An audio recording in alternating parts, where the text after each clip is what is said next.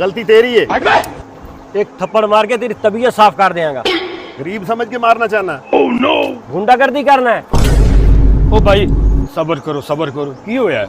भाई एक तेने मोटरसाइकिल मेरे साइकिल दे विच मारी, दूसरा नाल कह रहा मैं तेन थप्पड़ मारांगा। ओहो साइकिल का नुकसान तो वाकई हो गया। ओ भाई जरा साइड से आना। लेकिन ये साला कर क्या रहा है यहाँ पे? ओ भाई एक गांव वाले लोग बहुत खतरनाक लोग ने, इन अपने गांव में बुला लिया तो तेन मारन तो भी सही, तेरे को बाइक भी खो लेंगे। अच्छा फिर की करना चाहिए? कुछ लै दे के मामला रफा दफा कर देने। अच्छा कितनी रकम देनी पड़ेगी? 5000 रुपये दे दो।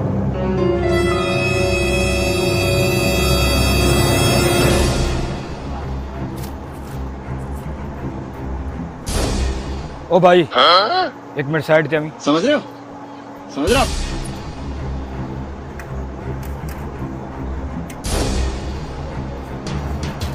ओ भाई ये पुलिस वाला गया, कुछ लै दे के मामला खत्म कर ला। अच्छा कितने पैसे देने पैनगे? तू गरीब आदमी है, 1000 रुपये दे दे। अच्छा अभी मजा आएगा ना भिड़ो। हेलो दा बस उठे जाते कोई गल नहीं करनी। मामला खत्म हो गया, झगड़ा बिल्कुल नहीं करना, अपने अपने रास्ते चले जाओ। हेलो